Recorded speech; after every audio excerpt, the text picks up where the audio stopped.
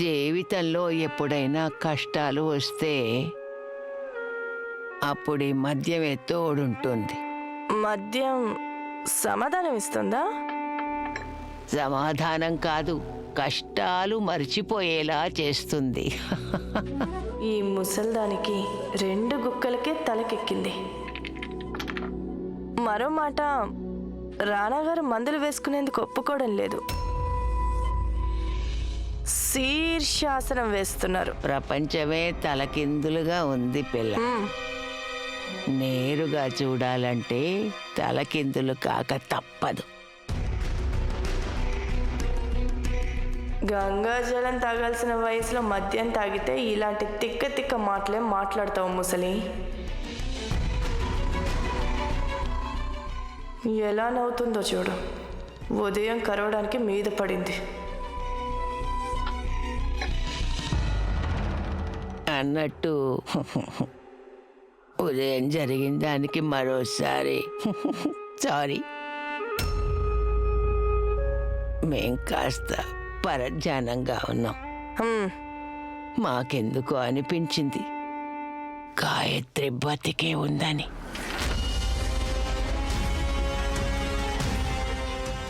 గాయత్రి బతికే ఉందా? చినరాజా వారు చనిపోతూ మాకిదే చెప్పారు. కానీ అప్పుడు మేము అనుకున్నాం చినరాజా వారు మత్తులో ఉన్నారని. లేదంటే అమ్మ ఆరోగ్యం బాలేదని విన్నాక కూడా గాయత్రి ఏమీ చెయ్యనే లేదు. ఇలా జరిగే అవకాశం లేదు. ఒకవేళ గాయత్రి మహల్లో ఉండుంటే ఏదో ఒకటి చేసేది కదా, అవునా? ఒకవేళ తను మహల్లో ఉండుంటే ఏదో ఒకటి చేసి తన్ని వెతికి పట్టుకుంటాం. మా గురించి దానికి తెలియదు.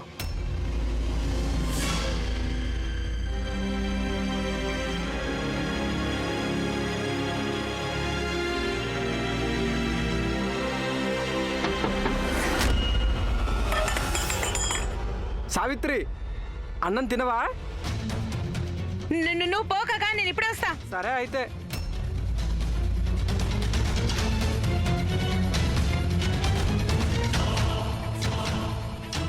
అయ్యో భగవంతుడా, నేను ఇంకాస్త బొగ్గు తీసుకొచ్చుకోవాలి.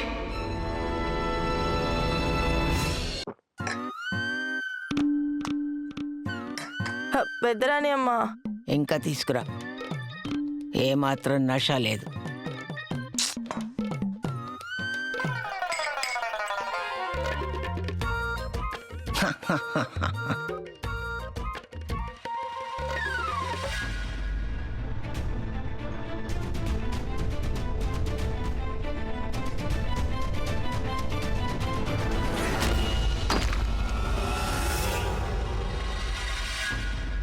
అరే, నీకెవరి దిష్టి తగులుతుందని నువ్వు అలా మొహం కప్పుకొని తిరుగుతున్నావు?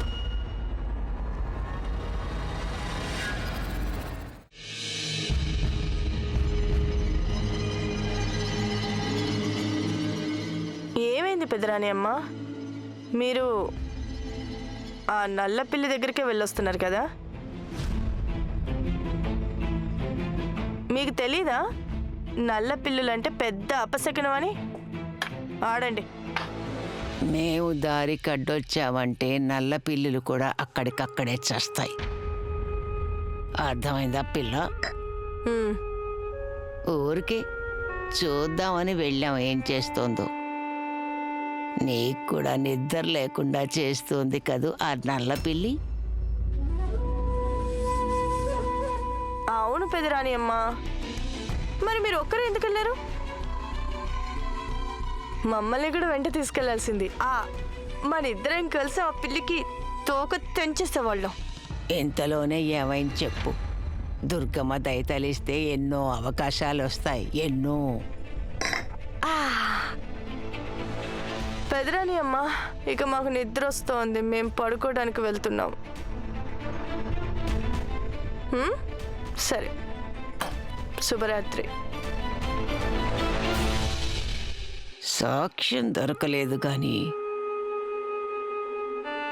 అనుమానాలు ఎంతకీ తెగడం లేదు. అయినా అనుమానించేందుకు ఒక్కోసారి ఎలాంటి కారణం అవసరం లేదు. కానీ ఈ విషయం ప్రస్తుతానికి ఎవరికి చెప్పలేము. ఈ రాజేశ్వరికైతే ఎప్పటికీ చెప్పకూడదు. రెండు వైపులా పదునున్న కత్తిది. అజాగ్రత్తగా ఉంటే మా చెయ్యే తెగిపోవచ్చు. ఎవరికి తెలియని కూడా తెలియదు. ఈ గాయత్రి రహస్యాన్ని మేం ఒంటరిగానే ఛేదించాలి. ఒకటి మాత్రం నిజం, గాయత్రి ఇంకా బతికే ఉంది. తను ఈ మహల్కి వస్తూ వెళుతూ ఉంది. అయినా ఈ పని తను ఒంటరిగా చెయ్యలేదు. ఎవరో ఉన్నారు తనకి సాయం చేసేవాళ్ళు. మేము అందరికన్నా ముందు ఆ సాయం చేసేవారిని కనిపెట్టాలి. ఆ గాయత్రికి సాయం చేయగలిగిన వాళ్ళు రాణా గారు కాకుండా ఈ మహల్లో ఇంకెవరున్నారో కనిపెట్టాలి. ఆట మరింత రక్తి కడుతోంది.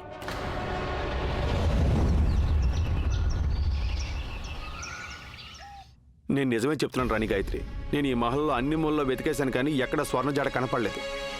ఒకవేళ తను బయటికి ఎక్కడికైనా వెళ్ళుంటుందేమో. లేదు రాణి గాయత్రి, నేను చిన్నరాణి గారు తనని బెదిరిస్తున్నప్పుడు విన్నాను. తను కనిపించకపోవడం వెనక ఖచ్చితంగా వీళ్ళ అస్తం ఉంది. స్వర్ణకి ఏమీ జరగదు. రాణి గాయత్రి, నేను మీతో ముందే చెప్పాను తను ఎక్కడికైనా దూరంగా తీసుకువెళ్తానని, కానీ మీరే తీసుకువెళ్ళలేదు. చూసారా ఇప్పుడు మీ మొండి పట్టుదల వల్ల ఏం జరిగిందో? ఏం సాధించాం మనం?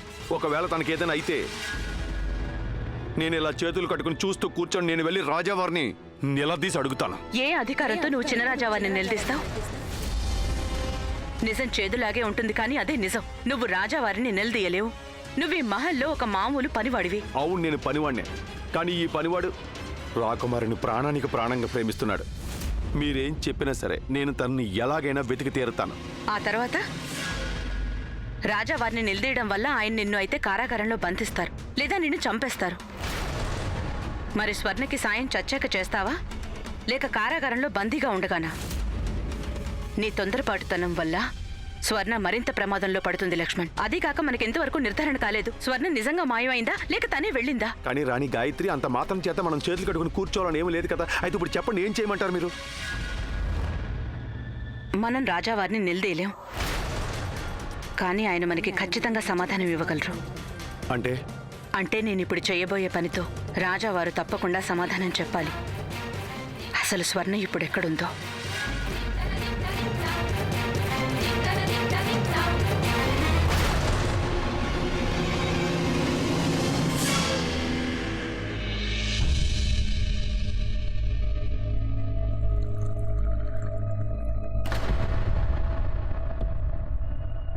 ప్రభు, రాకుమార్ స్వర్ణలేఖ గారు తల్లిగారు ఫోన్ చేశారు. వారు మీతో మాట్లాడాలని కోరుతున్నారు.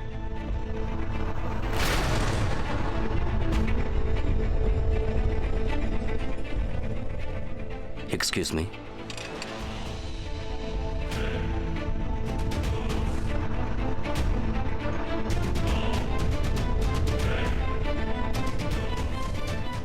హలో. నమస్కారం రాజావారు. నమస్కారం.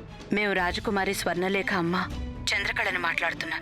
ఒకసారి మా అమ్మాయితో మాట్లాడించే ప్రయత్నం చేయగలరా? వియంకురాలు గారు, మీకు కూడా తెలుసు కదా, ఇప్పుడే ఇంత పెద్ద ప్రమాదం జరిగింది. పాపం కోడలి పిల్ల మాట్లాడే పరిస్థితిలో కూడా లేదు. శ్వాసలో చేరితే గాలి